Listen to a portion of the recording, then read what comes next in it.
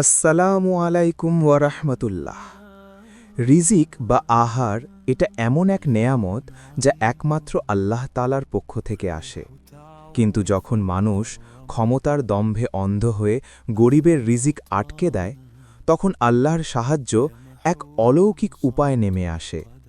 আজকের গল্পে আমরা দেখব এক এতিম মেয়ে মরিয়মের ঈমানের পরীক্ষা, একটি বরকতময় মাটির পাত্র এবং একজন অহংকারী বাদশাহের পতন।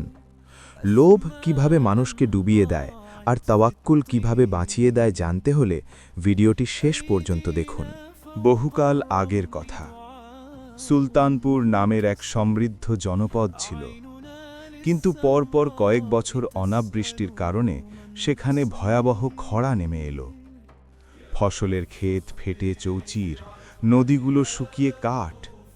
মানুষ এক মুঠো অন্নের জন্য হাহাকার করতে লাগল। সেই দেশের শাসক ছিলেন সুলতান মালিক। তিনি ছিলেন অত্যন্ত কৃপণ ও পাষাণ হৃদয়ের। তার প্রাসাদের বিশাল শস্যাগারে বছরের পর বছর গম আর যব মজুদ ছিল, কিন্তু প্রজাদের কষ্টের সময় তিনি এক দানা শস্য বের করলেন না। বরং খাজনা আদায়ের জন্য তার সৈন্যরা গ্রামের মানুষের ওপর অত্যাচার চালাত। এই গ্রামের শেষ প্রান্তে একটি জরাজীর্ণ কুঁড়েঘরে বাস করত কিশোরী মরিয়ম।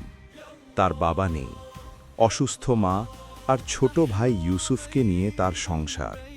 ঘরে খাবার নেই 3 দিন। ছোট ভাই ইউসুফ ক্ষুধার যন্ত্রণায় কাঁদতে কাঁদতে একসময় জ্ঞান হারিয়ে ফেলল। মা চোখের পানি ফেলে দোয়া করছেন। মরিয়ম আর সহ্য করতে পারল না।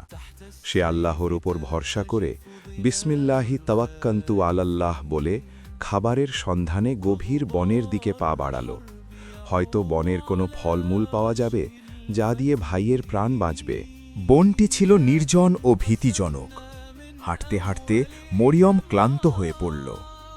হঠাৎ সে দেখল একটি বড় পাথরের ওপর এক বৃদ্ধা নারী বসে আছেন। বৃদ্ধার চেহারা মলিন, শরীর কাঁপছে। তিনি মরিয়মকে দেখে ক্ষীণ স্বরে বললেন, মা, আমি 3 দিন ধরে অনাহারে। তোমার কাছে কি খাওয়ার মতো কিছু আছে? মরিয়মের আঁচলে ছিল মাত্র এক টুকরো শুকনো খেজুর, যা সে কুড়িয়ে পেয়েছিল নিজের ভাইয়ের জন্য। কিন্তু বৃদ্ধার কষ্ট দেখে মরিয়মের মনে পড়ল আল্লাহর রাসূলের শেখানো ত্যাগের কথা। সে ভাবল, আমার ভাই অসুস্থ, কিন্তু এই বৃদ্ধা হয়তো এখনই মারা যাবেন। মরিয়ম নিজের ক্ষুধার্ত পেটের কথা ভুলে সেই খেজুরটুকু বৃদ্ধার হাতে তুলে দিল এবং বলল, আল্লাহ নিশ্চয়ই এর উত্তম প্রতিদান দেবেন। বৃদ্ধা খেজুরটি খেয়ে এমন এক হাসি দিলেন যেন তার চেহারায় নূর ছড়িয়ে পড়ল।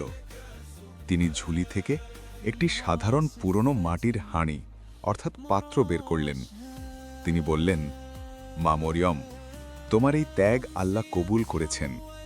এটি সাধারণ কোনো পাত্র নয়। যখন তুমি ওযু করে বিসমিল্লাহ বলে এই পাত্রকে বলবে, হে আল্লাহর নেয়ামত, তুমি প্রকাশ হও, তখন এতে গরম ও সুস্বাদু খাবার হাঁড়িরা বা যাও রান্না হতে থাকবে। আর যখন সবার খাওয়া শেষ হবে, তখন বলবে, আলহামদুলিল্লাহ, এখন তুমি থামো। তখন এটি থামবে। কিন্তু সাবধান, এটি শুধু ক্ষুধার্তদের জন্য, লোভ বা ব্যবসার জন্য নয়। এই বলে বৃদ্ধা ঝুলির আড়ালে অদৃশ্য হয়ে গেলেন। মরিয়ম দ্রুত পাত্রটি নিয়ে বাড়ি ফিরল। সে মায়ের সামনে পাত্রটি রেখে বৃদ্ধার শেখানো বাক্যটি বলল। সাথে সাথে শূন্য পাত্রটি গরম সুঘ্রাণযুক্ত খাবারে ভরে উঠল। ইউসুফ, মা এবং মরিয়ম পেট ভরে খেল। শুধু তাই নয়, মরিয়ম সেই পাত্র নিয়ে গ্রামের প্রতিটি ঘরে গেল।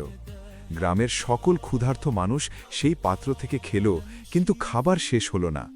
সবার মুখে হাসি ফুটল। সবাই আল্লাহর শুকরিয়া আদায় করল। গ্রামের মানুষ বুঝতে পারল এটি আল্লাহর বিশেষ রহমত। কিন্তু ভালো খবর আকাশের আগে ছড়ায় আর খারাপ মানুষের গানেও পৌঁছায়। সুলতান মালিকের গুপ্তচরেরা তাকে জানালো যে মরিয়ম নামের এক মেয়ের কাছে এমন এক পাত্র আছে যা থেকে অফুরন্ত খাবার বের হয়। সুলতান ভাবলেন, এই পাত্র যদি আমার হয় তবে সৈন্যদের খাবার খরচ বেঁচে যাবে, আমি আরও ধনী হব। তিনি তক্ষুনি উজির ও সৈন্যদের পাঠালেন। সৈন্যরা মরিয়মের বাড়িতে চড়াও হল। মরিয়ম কাকতি মিনতি করে বলল, এটি গরিবের হক, এটি কেড়ে নেবেন না। কিন্তু সৈন্যরা তাকে ধাক্কা দিয়ে ফেলে পাত্রটি ছিনিয়ে নিয়ে গেল। সুলতান মালিক মহা খুশিতে রাজদরবারে ভোজের আয়োজন করলেন। তিনি পাত্রটি তার সামনে রাখলেন। তিনি গুপ্তচরের কাছে শুনেছিলেন কিভাবে খাবার বের করতে হয়। তিনি বললেন, খাবার বের হও। মুহূর্তের মধ্যে সুস্বাদু খাবার বের হতে শুরু করল। সুলতান ও তার পারিষদবর্গ গোগ্রাসে খেতে লাগলেন। কিন্তু সমস্যা হল, সুলতান জানতেন না খাবার থামানোর নিয়ম কি। তিনি জানতেন না যে আলহামদুলিল্লাহ বা শুকরিয়া আদায় না করলে নেয়ামত আযাবে পরিণত হয়। পাত্র থেকে খাবার বেরোতেই থাকল। টেবিল উপচে ফ্লোরে, ফ্লোর থেকে দরজায়। সুলতান চিৎকার করতে লাগলেন, থামো, আমি হুকুম দিচ্ছি, থামো। কিন্তু পাত্র থামল না। গরম খাবারের স্রোতে পুরো রাজপ্রাসাদ ডুবে যেতে লাগল। সৈন্যরা পালাতে গিয়ে পিছলি খেয়ে পড়ে গেল। সুলতান তার সিংহাসনের ওপর উঠে প্রাণ বাঁচাতে চাইলেন, কিন্তু খাবারের ঢেউ তাকেও ডুবিয়ে দিতে লাগল। সুলতান বুঝতে পারলেন তার ধন সম্পদ বা সেনাবাহিনী এই স্রোত থামাতে পারবে না। তিনি জানালা দিয়ে দেখলেন প্রাসাদের বাইরে মরিয়ম দাঁড়িয়ে আছে। সুলতান চিৎকার করে ক্ষমা চাইলেন, মরিয়ম, আমাকে বাঁচাও, আমি কথা দিচ্ছি আমি আর কখনো কৃপণতা করব না। মরিয়ম আল্লাহর নাম নিয়ে উচ্চস্বরে বলল, আলহামদুলিল্লাহ, যথেষ্ট হয়েছে।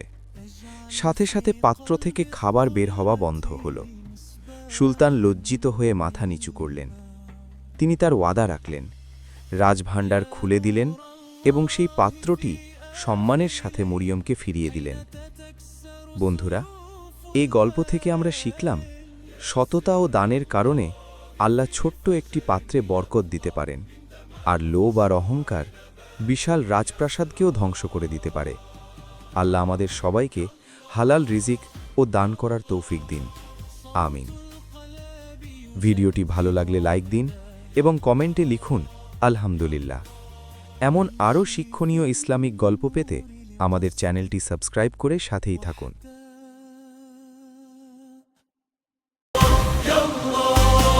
نحن عبيد بين يديك،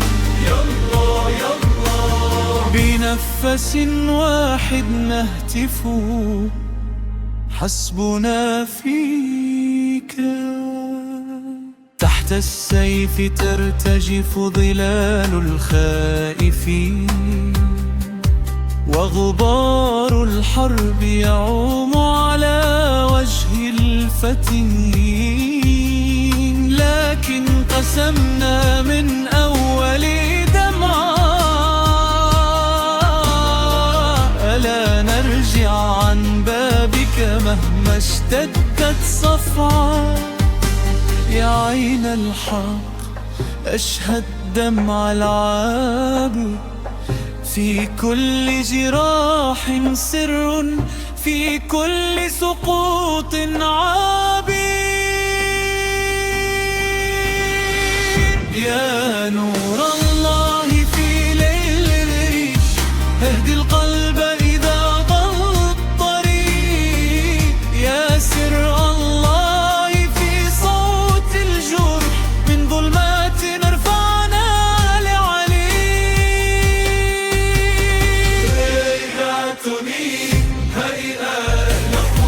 قلب مبتل يسجد لك، سبحانك سبحانك. في العاصفة مرى وجهاهم،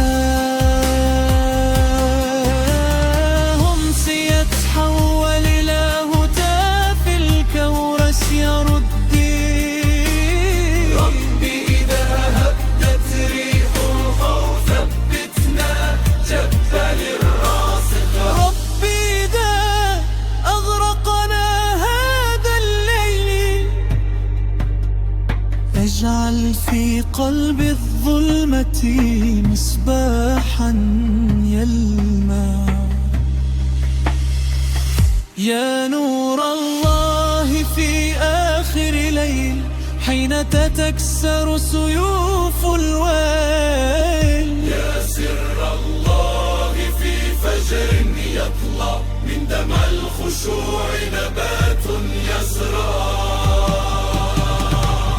يلا يلا صوت القلب يجدد عهدا يلا يلا نمشي في النور لقصدك وحدك